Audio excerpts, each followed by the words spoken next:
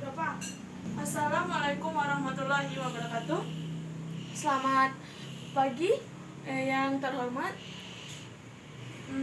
dosen pengampu mata kuliah yaitu retorika bahasa dari Nadi MPD, dan teman-teman dan adik saya yang di sini saya banggakan. Pertama-tama marilah kita panjat puji dan syukur atas Allah Subhanahu wa taala yang telah melimpahkan berkah, rahmat dan hidayahnya sehingga kita dapat berkumpul di sini dalam rangka beberapa pidato singkat saya. Baiklah, materi yang pertama yaitu berkaitan dengan seremonial, yaitu di mana seremonial ini menunjukkan materi yang mencondong ke bersejarah atau peristiwa seperti yang saya jelaskan, seperti yang saya bawakan pidato singkat pada pagi hari ini, yaitu Hari Pahlawan. Hari Pahlawan merupakan momen yang berharga bagi seluruh rakyat Indonesia. Diperingati setiap tanggal 10 November, momen ini menyimpan kisah heroik perjuangan pahlawan Indonesia dalam mempertahankan kemerdekaan Indonesia. Peristiwa 10 November 1945 tak hanya menunjukkan sejarah negara, melainkan juga mengajarkan keteladanan, kejujuran, kegigihan, pantang menyerah, dan mencintai tanah air dan dengan sepenuh hati. Setiap tanggal 10 November, seluruh instansi atau lembaga pemerintah dan swasta mengadakan peringatan Hari Pahlawan dengan beragam cara seperti bersatunya ampel dan penyampaian pidato seperti yang saya bawakan saat ini.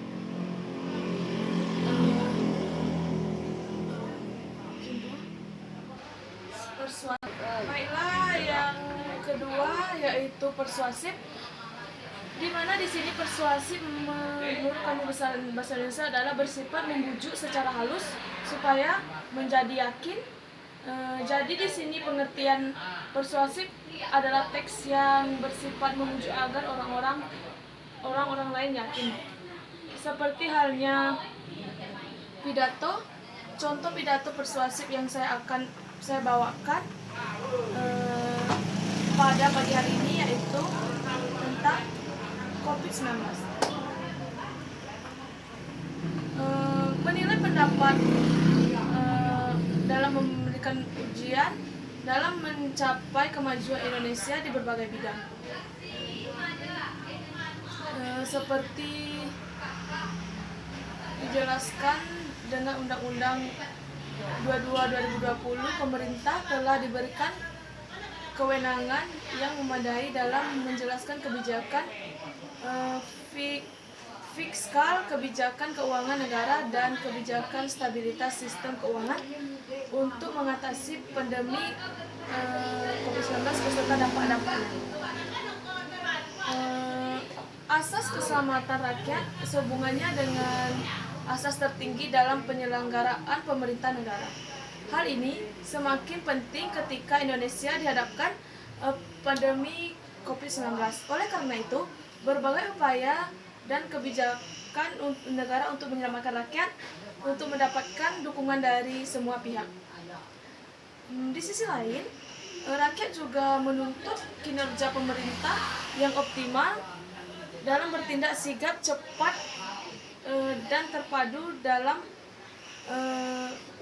berbagai program untuk melindungi rakyat. Jadi di sini saya selaku rakyat Indonesia mengajak seluruh rakyat Indonesia mematuhi protokol kesehatan, menggunakan masker dan jaga jarak dan cuci tangan untuk keselamatan kita semua.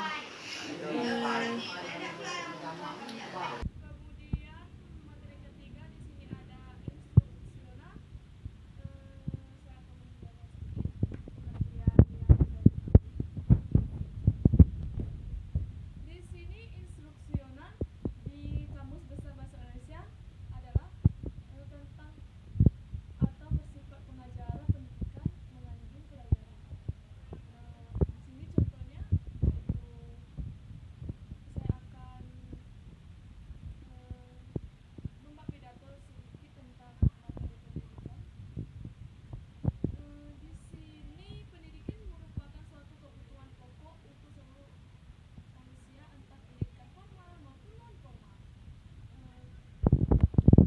formal yaitu pendidikan yang bisa didapatkan dari lembaga yang memperoleh pengakuan dari pemerintah seperti sekolah, sedangkan pendidikan non formal.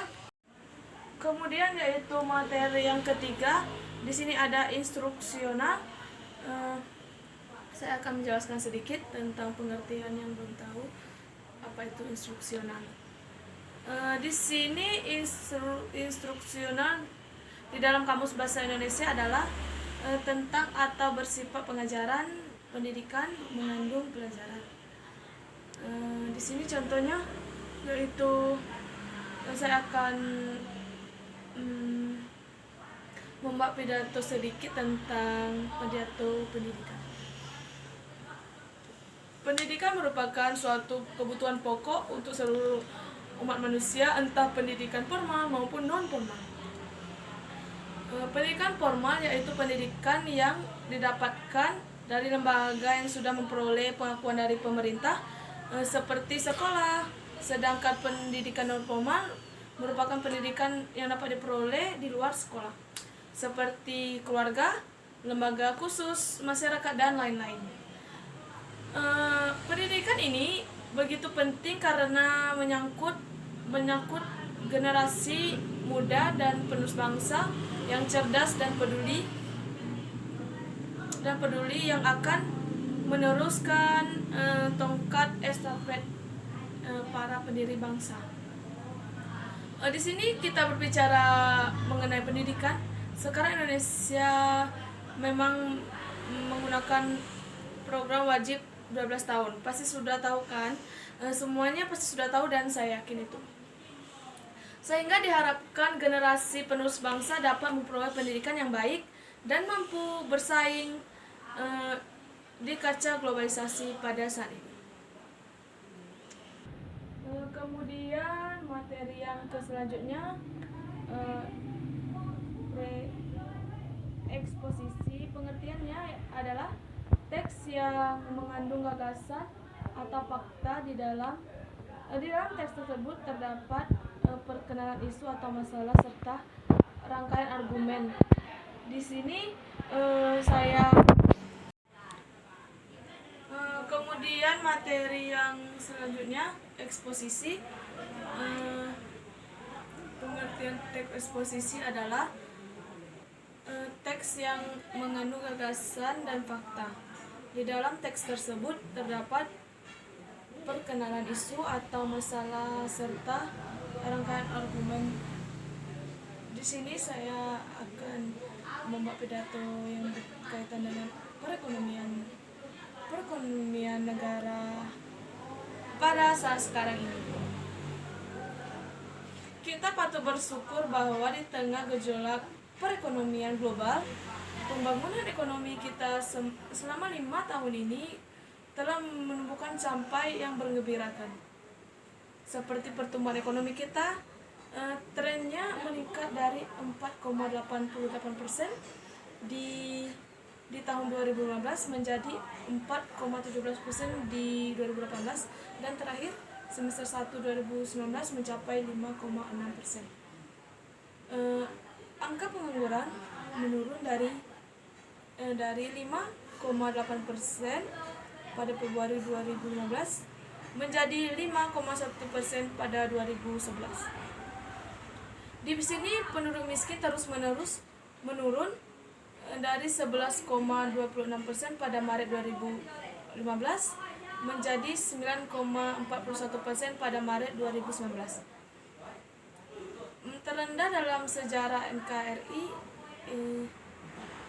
Ketimpangan pendapat terus menurun, ditunjukkan dengan semakin rendahnya rasio Gini dari 0,408 pada Maret 2008 menjadi 0,308 pada sekarang. Materi yang selanjutnya itu argumentatif. Di sini pernyataan argumentatif adalah pernyataan yang ditunjukkan memungkinkan orang agar orang lain mengubah pandangan dengan meyakinkan, kemudian pandangan dan keyakinan sang pembuat pernyataan. Di sini saya akan membawa sedikit pidato yang berjudul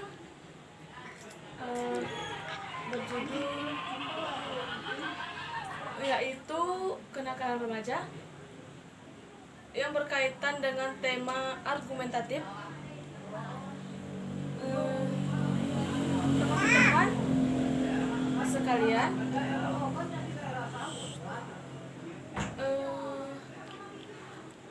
kenakalan remaja di era modern ini sudah melebihi ambang batas tinggi atau anak di bawah umur sudah mengenal rokok, narkoba, riset, dan terlibat dalam banyak tindakan kriminal lainnya. Fakta ini sudah tidak dapat dipengaruhi lagi. Kita dapat melihat brutalnya remaja zaman sekarang melalui media elektronik atau kita melihatnya langsung di lingkungan sekitar kita. Teman-teman yang saya cintai, dosen yang membimbing mata kuliah retorika bahasa, hal tersebut bisa terjadi karena adanya faktor-faktor menunjang akan perubahan perilaku di kalangan remaja. Saya akan mencontohkan sedikit di sini, boleh didengar dari teman-teman saya sekalian. Yang pertama yaitu kurangnya kasih sayang orang tua, penguasaan orang tua, pergaulan dengan teman yang tidak benar atau menjerumuskan kita ke jalan yang salah, seperti kita tidak berteman dengan, dan kemudian pertemuan iptek yang berdampak dan agama yang kurang, dan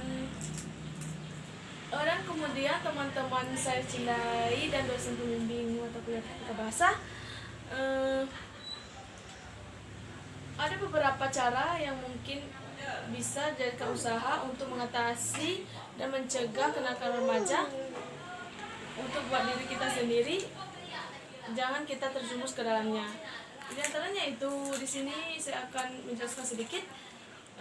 Perlunya pendidikan agama sejak dini yang rutin, yang berguna untuk mempertebal keimanan diri kita sendiri, mentaati nasihat-nasihat yang telah terima dari orang tua atau dari orang lain seperti guru, orang yang lebih berpengalaman atau teman-teman kita. Jangan terpancing untuk mencoba hal-hal yang baik dan kita sendiri tidak boleh mencoba atau menjerumuskan teman kita sendiri ke jalan salah. Dan kita contohkan di sini seperti kita hidup harus ada konsep loh. Tujuan hidup kita, kemudian masa depan kita seperti apa dan bagaimana. Dan Anda pasti tahu dong konsep hidup sendiri. Saya sendiri punya konsep, dan konsep yang ada dalam diri kita sendiri. Setiap manusia, setiap orang pasti ada konsep masing-masing dan tujuan hidup masing-masing.